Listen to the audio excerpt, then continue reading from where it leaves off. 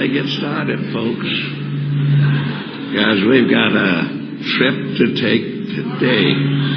This thing is that's right, work with it, son. I would like to thank Elder Knight. I started to call him Dr. Knight, because apparently a lot of folks have gotten well under his preaching.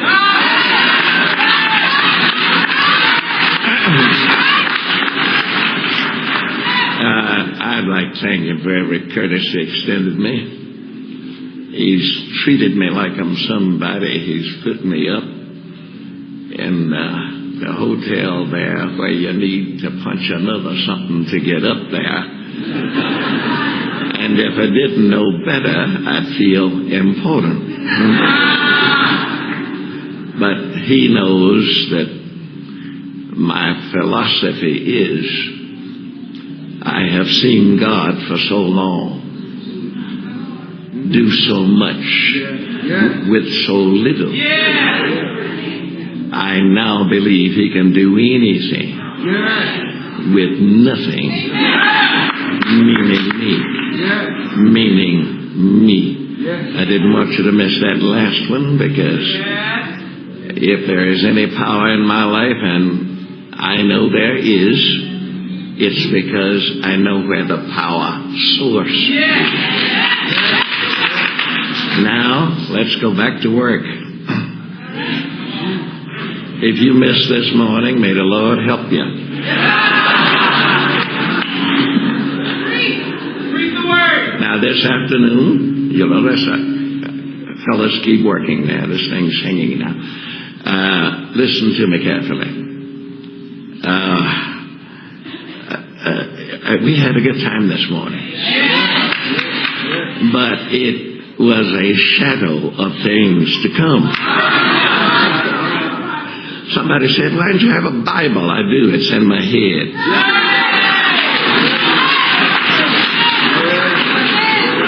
Now I'm talking black history. If you're not interested, you can steal away to Jesus. And wait a minute, I got to pick you up now. I'm going to pick you up in slavery. That's why I left you this morning. And I got to get you out of slavery, or I can't leave town. You see? Slavery. What a word. The dehumanizing of human beings conceived in the mind of God and made in his image. That's the definition of slavery. The dehumanization, the attempt to erase a divine idea in a person. It is a crime against nature. But it happened to our ancestors. So my subject today is out, up, and into. It'll be easy to remember. Out, up, and into. Let's start with out. How in the world did we ever get out of slavery? I think you ought to know. Some people don't even know how we got where we are. And I came here to tell you, so that you'll know how to act.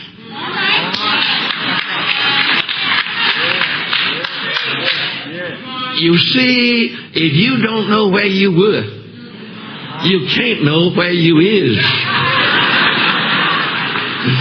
And if you don't know where, college, pardon me, if you do not where thou art, you'll not act, man. And there are a lot of people that are totally disoriented because they don't know where they came from, where they are, or where they're going. So let's go to work. How'd you ever get out of slavery? By the way, you weren't supposed to. Mrs. White called Americans, please fellas, keep working with this thing. You had me this morning.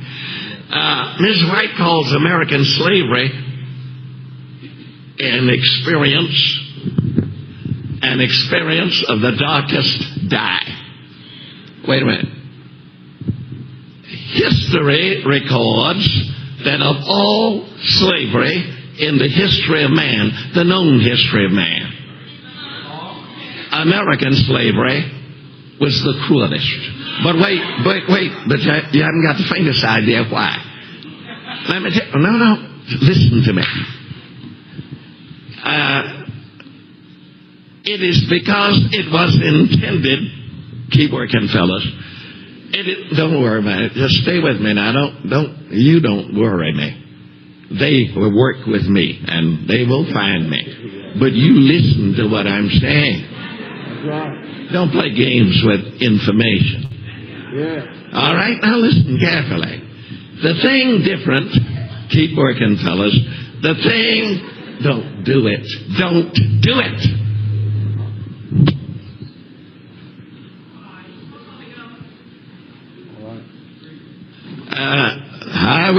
Yeah, come in, boys. Keep working. Now, the thing that separates American slavery from all other enslavements of human beings in the history of the world is this. Islam will free a person if he converts to Islam. In other words, he can get out. The Hebrew slaves could work, keep working, sons, could work, she's dead, could work 7 years, please, keep working. Ready? 7 years. Somebody's got to help me. Thank you, sir. Now, this must be the man working with me this morning. Hey, don't you back off, son. You got. Now, did you hear what I told you? Did you hear what I told you? Islamic slavery could be escaped by simply converting to Islam. Hebrew slavery, every 7 years, they had to let you go unless you voluntarily went back in. You've read your Bible, I fear.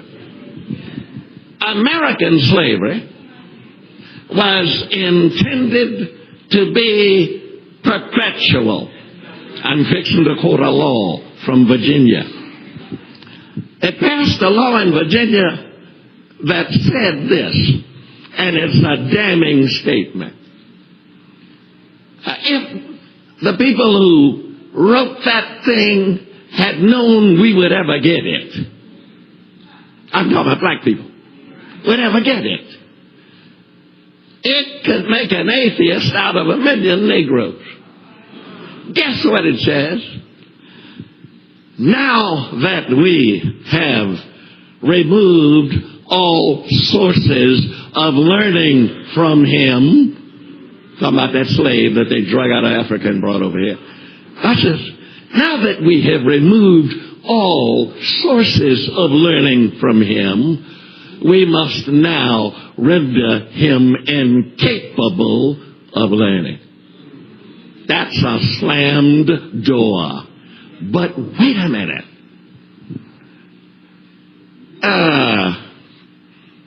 Not all white folk thought that way. No, don't mess with me. Hey, you can't amen me till I get through with you. Now listen. There has never been in America a monolithic white man. That means we all think the same thing. No, man. And we are lucky that they fight each other. Because the Civil War if you're going to hate white folks, don't plan to go to heaven. Going to be some of them there. Furthermore, you don't have any reason to, because 840,000 white boys died to break the back of slavery. The Pamunkey, the Rappahannock, the James, the Mississippi, the Tennessee ran red with the blood of white boys strapping to break the back of slavery. When it looked like too many of them were dying, white boys, Abraham Lincoln said, finally, we will put some guns in the hands of any Negro that can shoot. Now you know we can shoot.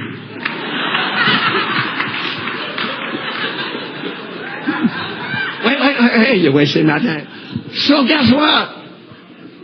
Black folks and white folks got into that thing, and Lincoln himself said that he credits the black soldier with tipping the scales. Have you ever heard of the Montgomery bus boycott? A young fellow sitting out here in Montgomery, finished him, baptized him. He can testify. The Montgomery boycott would never have succeeded if some of those white employers had fired the Negroes that were marching. Now they know that. King said that. You didn't have to tell me. But some of those white folk would go pick their maids up. Didn't they finish them? Bring them in there. There's always been everything white ain't wrong and everything black ain't white. I mean, ain't right, ain't quite right, ain't quite right. All right. All right, now I see you're awake. I had to be sure you were. Now, let's go, boy. We're headed somewhere. So when King showed up, let me talk a little bit about Martin. He knew me. I knew him. Somebody asked me, you mean you knew Martin Luther King? I said, no, he knew me. Now, you're laughing, but without intelligence. Wait until I tell you why.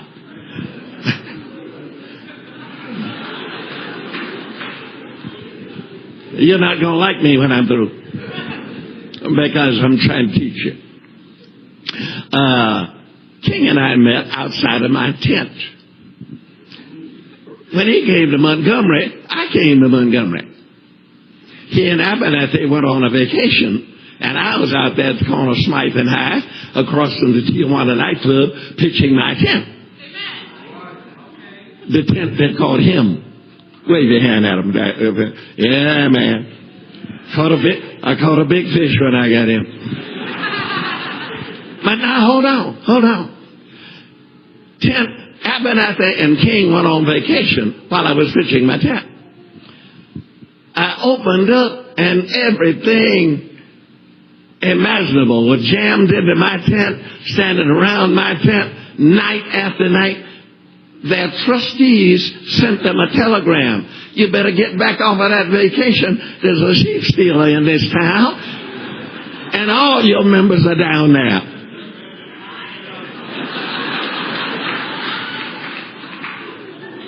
So one night, unknown to this man, because he was on the way into the truth, this will come as news to you. One night, King and Abernathy came and stood out there to hear me preach. When it was over, Elder Richard Brown and Charles Dudley they were on the corner, believe it or not, engaging the soon-to-be famous doctor in debate. Now, being a man of peace, when I saw an altercation, I hustled to join the circle.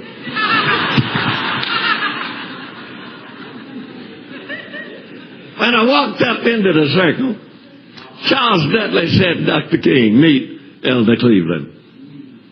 He looked up at me, up and down. His first words, "I'm disappointed in you." I said, "What disappoints you, doctor?" "Oh," he says, "I came to hear you because I thought we had a Black Billy Graham in town." First time I've ever been called Black Billy. So he said, "But what do I hear? The law, the law, the law." I said, "Doctor, you must come late. I always start my sermons with the Lord, the Lord, the Lord." Wait, it gets more interesting. I said, "But since you brought it up, get a Baptist preacher to bring it up. Adventist preacher ought to be able to chop it down." I said, "Since you brought it up, don't you teach the 10 Commandments in your church?" Wait a minute, I've got his answer. Christ is the norm. Christ is the norm, word for word. I said, "Thank you, doctor." What he taught or what he lived? Both, he said. "Think not that I'm come to destroy the law of the prophets," I replied. "I've come not to destroy, but to establish till heaven and earth pass. Not a jot or a tittle, not the dotting of an I or the crossing of a T will pass from." What does the T.D. Jakes teach the 10 Commandments when not even a jot or a tittle out of the mouth of Jesus? Not one iota. That's the Greek. Teach at a college, so I got to get intellectual.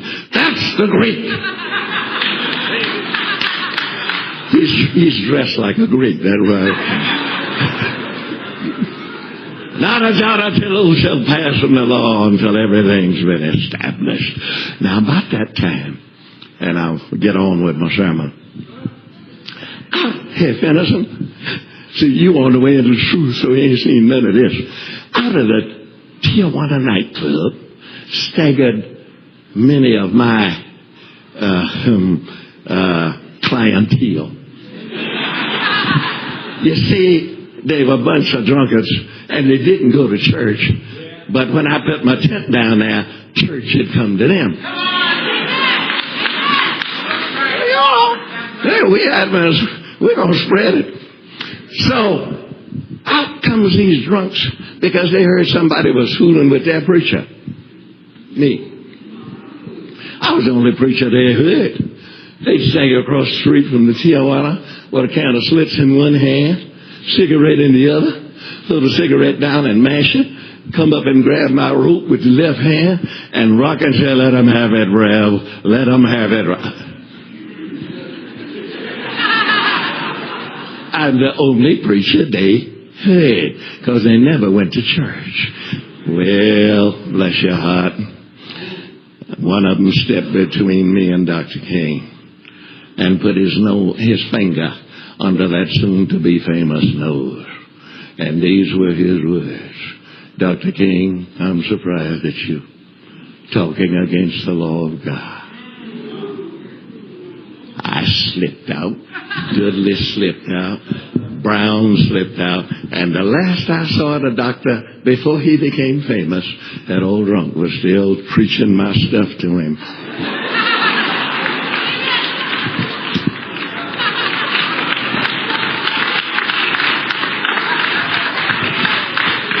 I should tell you later on I joined SCLC. I should tell you that when the Poor People's March came to Washington, I down there in the slop 6 weeks, putting bedding and clothing and you know what Adventists do. Yeah, man, they were glad to see us. We had a medical dental van sitting in there. It was manned by 3 Adventist medical personnel. Babies were delivered on that march north, and Adventists were delivering them babies. And when they got up there, I had stuck a 18-wheeler on in the city, loaded with blankets, and the president of the General Conference had come to eat with me, and he didn't know what to do with this army coming up there. And he asked me what to do. And I told him. I said, put that 18-wheeler out there loaded with blankets and beds and give them $15,000 cash dollars to feed them at least for 3 days, and I'll get back to you. And he did it. And I was down there. I made the FBI honor roll. Anybody that was down there over 4 days of each week got his name in Richmond. That's where the record was. And the thing was that if there's any trouble, these are the people you pick up and put in abandoned military bases, which ain't nothing but concentration camp. In the middle of it. In the first march on Washington in 1957, down there was an amen, and Queen was saying, give us the ballot. Hallelujah. So, we were in it. Now, here we come. American slavery was the most vicious form of servitude in history. And it had to go. And what broke it, you need to know, what broke it was that the white people who had slaves, a lot of them taught their slaves to read and write, and then put a Bible circulating in there. And there's something to this preaching that says, you don't know what they were doing. They were camouflaging what they were saying to them Negroes about freedom coming after a while. I'm talking about the old slave preachers. And just this fact, you hear some moaning still in some churches. Oh man, those guys were camouflaging the doctrine. After a while, after a while, yeah, after a while. I didn't know I could sing. Now, wait a minute. I'm talking about up now. I'm coming to out in a minute, and then over, up. How'd you get out of there? It was an iron grip. Answer. You got out of there. Number one, you survived it. Number one, sing it. Negroes invented a whole volume of music. And if you listen to the words, it had, yeah, you got me down there, but after a while, coming on out of this hole. Yeah, you got me down here, but after a while. Negroes lived with after a while. I don't know another race that could live on that. After a while, and the preachers would do it. And they said, after a while, yes, after a while. We were an after a while, folks. That means after a while. But that ain't what we say. After a while. He said, yes. Now I guess I'm going to translate that for you. H-O-P-E, hope. But wait a minute. Where'd you get it? You got it out of that Hebrew Bible that white folk taught you to read, and then put it where you could get it. And you stumbled up on weeping endures for a night. But the Negro is a butt philosopher. But joy cometh in the morning, soon and very soon. That's your stuff. In the grip, listen to this Negro, in the grip of inky black midnight, darkness. You were saying, you were inching along, inching along. Jesus is coming by and by. And see that? Here comes that hope again. By and by. Y'all invented that. And you lived on it when there was no hope. My God, if you knew who you were, nobody could ever get you to touch crack cocaine. You'd be too busy raising philosophical cane, educational cane, scientific cane. You done let somebody trick you, young man. Marijuana ain't gonna do nothing but land you in the bottom of the ash can. Yeah. You listening? You didn't get that from your forefathers. That's what I came to tell you. Your forefathers, in the language of Scripture, were prisoners of hope. My Lord, what a morning in the midnight blackness of hopelessness. Your folk, your blood can spell a two-letter word. Up. Up. It's in your blood. And that's why you just kept plugging when the sky was black. And you sang songs that reflected what you read in that Hebrew Bible. You read that there was a man named Moses. Hey, wonder what he did. Well, he went down to Egypt. Egypt must be like Mississippi. Now, am I telling them right, son? I'm talking about how we got up. We got up by thinking up. As a man thinketh in his heart. Wait a minute. Maybe not now is he, but soon shall be, therefore. That's how you got out. By not rolling over and playing dead. And, history is mystified about how you could hope when the sky was inky black.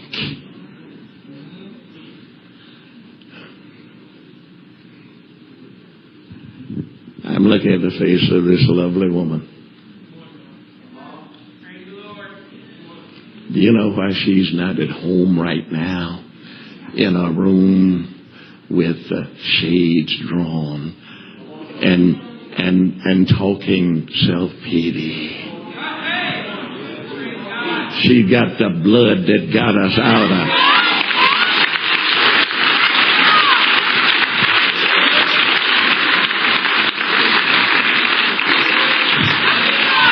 The woman knows who she is. Some of you cats don't know yourself. You haven't studied your history. You aren't supposed to be bebopping and bop beeping. Because you ain't got no bebop time. Okay. So how we got out. Number one, I told you, we sang our way out. Soon we'll be done with the trouble. Messages home. Number two, we did more than sing. We worked our way out. From the rise of the sun to the going down thereof. Really, whenever I meet a lazy black man, I tell him, no, you must be some other race. No, you just masquerading as black. No, man. We worked our way out, and I got news for you. If we stay out, we're going to have to work our way up and then work our way over. You can't do what the Hebrews did when the Babylon... let's do it right. When Nebuchadnezzar with his army swept south to Kokemish, defeated the Egyptians, then swung back northeast, sacked Jerusalem, picked up Daniel, Shadrach, Meshach. Oh, God, teach them, Cleveland, teach them, teach them, Negro, teach them. And guess what most of them Hebrews did? Well, they told you. We hanged our harps up under willows in the midst thereof, saying, how can we sing the Lord's song in a strange land? The Negro beat them. He showed them how to sing it in a strange land. They brought him out of Ghana. They brought him out of Sierra Leone.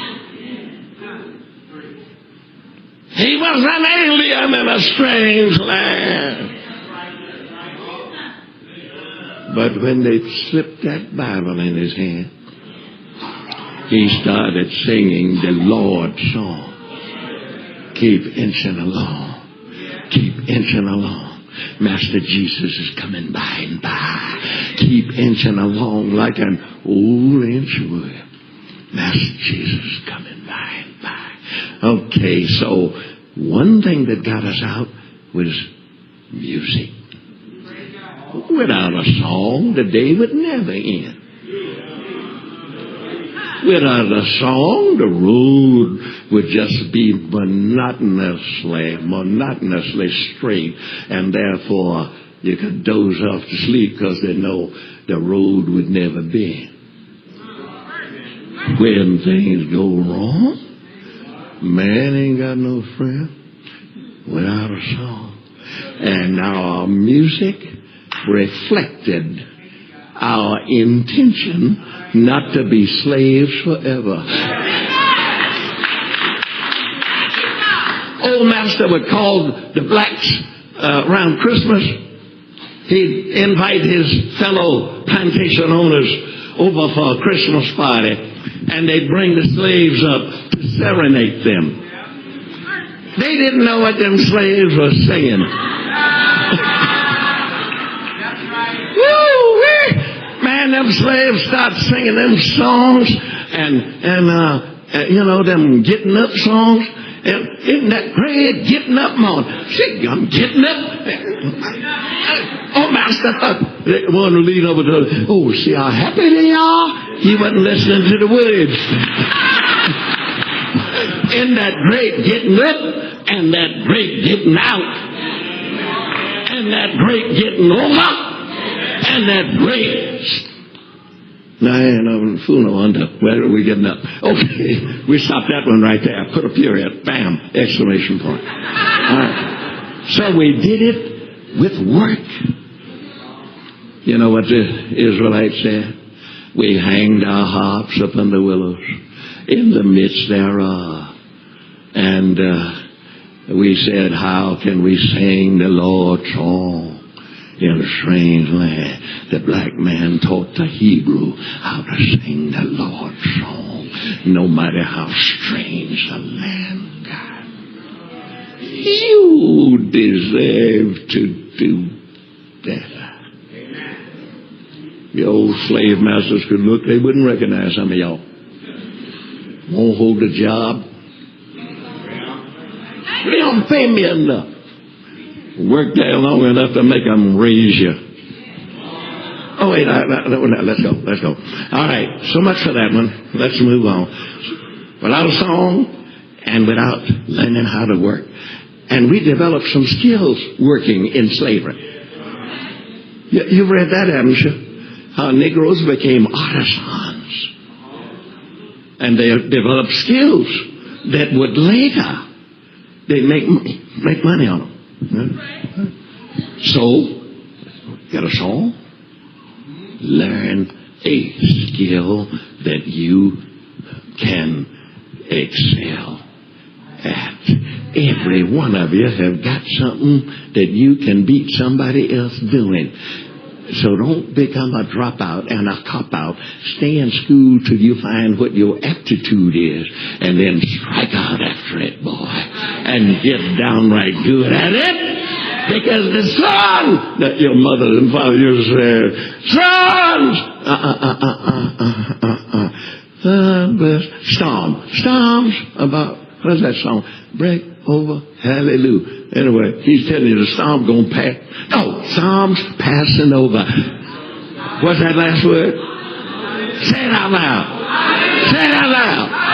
You need to say it out loud when you're depressed and thinking you don't have any opportunity. I talked with Oakwoodites. I just did their chapel. And I moved to the next matter. Sing a song. Work. And how about this one? Pray. Nobody could stop that slave from praying. Because he said, over my head, finish it, I see trouble in the air. Must be a somewhere. So you stick with your prayers. Prayer's the breath of the soul. Our people got out because they could pray. Without a song, the day would never end. Let's go back to that one. Without a song, the road would never bend. And I lost it right there. When things go wrong, a man ain't got no friend without a song. I've got my troubles, and so as long as I know the Jordan will roll, I'll get along. This is a black man's philosophy. As long as a song is strong in my soul. Don't forget that. That's how our parents got over. It's the only way you're going to keep going. All right, wait. I'm still on out. They got out of slavery because the Lord hit America with one plague. It still took the emancipator, the Lord. He got Israel out by raining 10 plagues on Pharaoh. It didn't take but one to free the slave. The Civil War. Lincoln didn't think they could ever close it down. It was a plague. Sister White says that the Civil War, that the Northerners were being punished for permitting slavery, and the South was being punished for practicing slavery. Think about that. So Jehovah emancipated us, just like he emancipated the Israelites. And we got out. Let me tell you a story. If you listen to the hotheads, we're still not out. I'd like to tell you a story. My wife and I got on Delta Flight 1505, Atlanta to Huntsville. Way back yonder, when one Negro would be on the plane. Way back there. And no pilots. I looked in the cockpit, and there was a black brother sitting over there with 4 stripes. Now, if you fly, look for 4.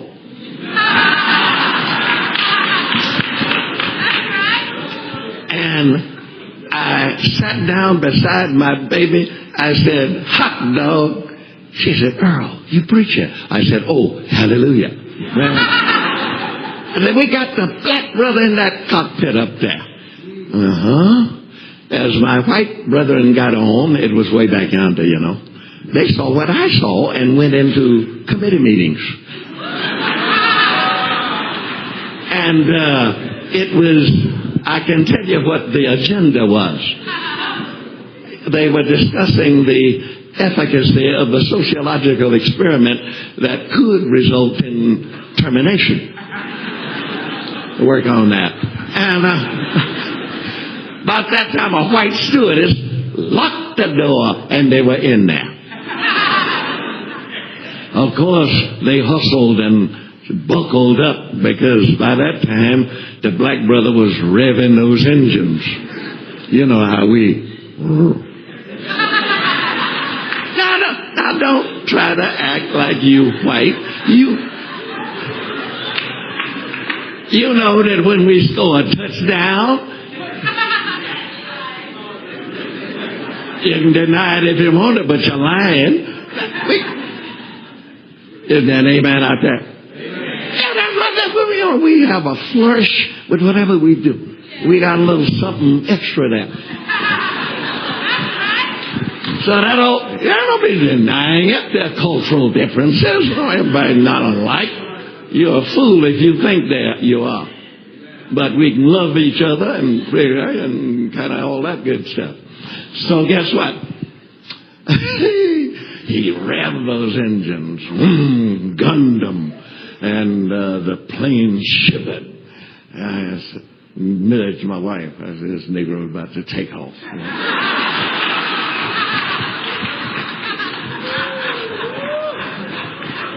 Hey, can I take 20 more minutes? All right, thank you.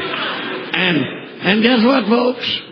We were off into the wild blue yonder. 29 minutes later, we landed a feather-tip landing. I mean, one of those landings that's smooth like Negro silk. Wait. And when we got to the gate, I told my wife, I got to speak to that brother. So I waited till everybody got off, and then I said, you know what I did? I went up and shook his hand, and I looked at his nameplate. I said, Captain Earl Evans? He said, yes, and your name? I said, I'm Captain Earl Cleveland. Well, you're laughing too early. Wait till you hear the punchline. He said, are you an airlines pilot? I said, no, I'm a preacher. I fly them higher than you do.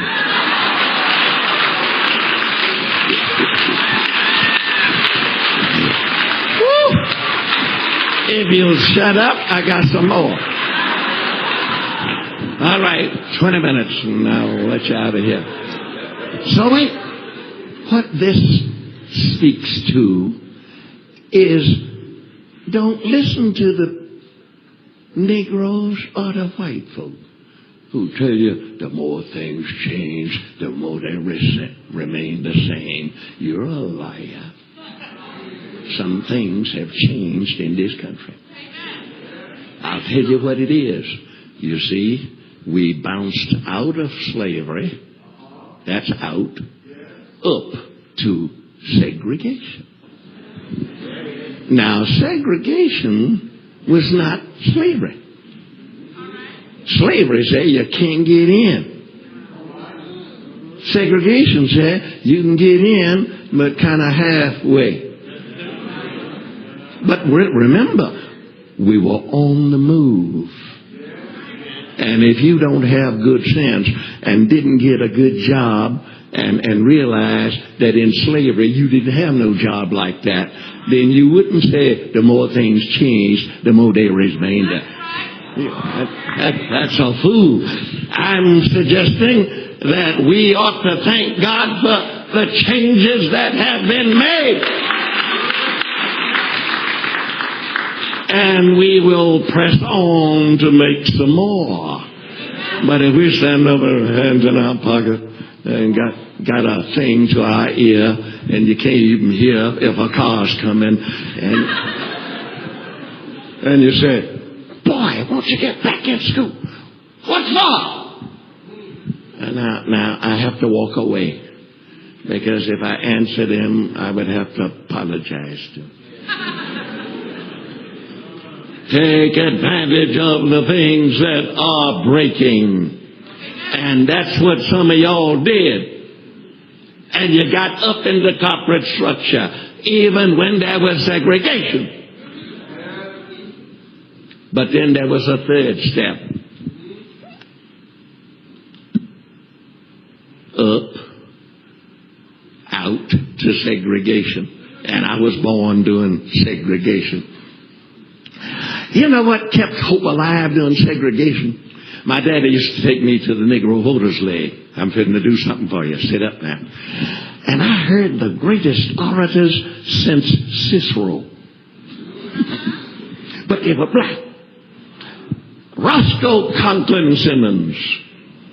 Let us press on till the roads of east and west are free, till beneath the four winds of the heavens light and truth are made possible to all mankind, so that when the last song of the minstrel has died upon his ashy lips, and the sweetest numbers of the poet have ceased to charm his deaf, dull ear, and the eyes, and I saw him do this, of the astronomer is the black man trying to fire up other black men. Keep inching along, man. We're getting something done. As if the astronomer be far too dim to chart the course of the underworlds, let's speed on high with light and power, and you, sir, come to lay down your life like an old garment outworn, outgrown. You go not like the slave at night driven to his dungeon. Adam Clayton Powell.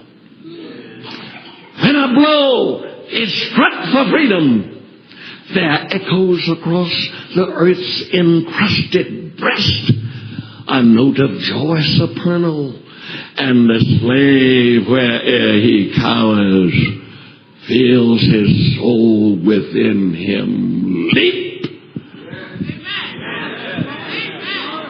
Adam Clayton Powell. Man is more than a pendulum swinging aimlessly between a smile and a tear. Man is no mere spider spinning webs in the basement of the universe, made to be taken and destroyed. Oh, God. No, that's all right. I just say you don't die on your feet. Don't die on your feet. Okay. In conclusion. Now, I'm not through. I'm just quitting. In conclusion. I got a head full of this. In conclusion. Over. Now, 18 hours before he died of an assassin's bullet on the porch of the Lorraine Hotel. It was a Friday evening. King had said, I've been to the mountaintop, and I've seen the promised land. I may not get there with you. I got a shocker behind this one. You will stay awake tonight behind this one. I want to say that we as a people will reach the promised land. I may not get there with you. And he didn't. He was shot dead. But you still don't know what happened. And that's what I came to tell you. When King got shot, we crossed over the Jordan. I'm doing that Hebraic thing. We crossed over into the promised land. But why you missed it is everything didn't just get straightened up when he died. I got news for you. When the children of Israel crossed the Jordan, what was waiting on them? Jericho. Wake up, honey. You don't know where you are. Because Lyndon Johnson and Adam Powell cleaned up all of the law books so that there is no legal segregation impossible. You hear the word legal? Earl Warren had started it, his Supreme Court thing. But they cleaned it out. Wait. Now, where we went wrong was thinking that when we got to the promised land, I'm going to lay down on my sword and shield down by the riverside. That's because you didn't read the Bible. What was waiting on the children of Israel? Why, Joshua sent some spies over there. 12 of them. 10 of them come back, and he was talking about the promised land. You listen? That was King's analogy. He's talking about the promised land. They said everything, it's flowing with milk and honey. Good land. But there are armed giants over there in the promised land waiting on us. Oh, my God, I'm working on your brain, and I know it. If you've got good sense, something has just happened in your head. Getting to the promised land doesn't mean everything's going to be all right. You got to meet the Amalekites, the Jebusites. You're a dead house.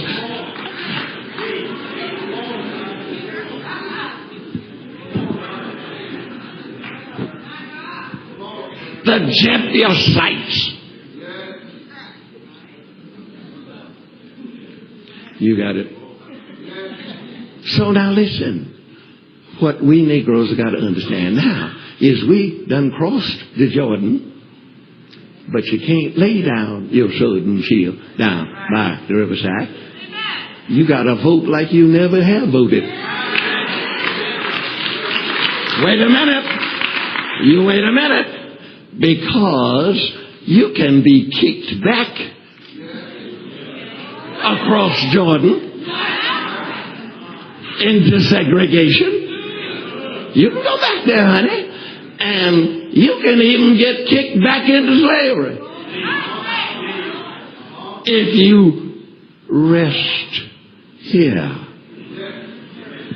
Now let me close. We Christians have got a greater hope than King's dream.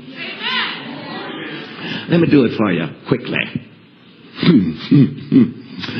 Daniel saw, when he was checking out Nebuchadnezzar's dream, Babylon, a head of gold, Medo-Persia, breasts and arms of silver. Watch this one. It's quick. Belly and thighs of brass, Greece, the legs of iron. He was looking at the future of human civilization. Are you with me now? Don't you lose this. He was looking at the future of the world. Legs of iron, Rome. Feet of iron mixed with clay. The fragmentation of the Roman Empire into the individualistic nations that have ruled since the fall of Rome. Oh, but he looked. This is the closing here. He saw something else. I saw a stone. That's why you're an Adventist boy. You know. I saw a stone cut out of the mountain without hands. It smote the image of human civilization in the feet. Ground it to powder, and the wind blew it away like the chaff from a summer's threshing floor. That's biblical language. And that stone grew until it became a great mountain. That was the stone that the builders rejected. He's now coming and he's going to take over at the head of the corner. Are you ready for the rolling of the stone? Are you ready for Jesus to come? For my hope is built on nothing less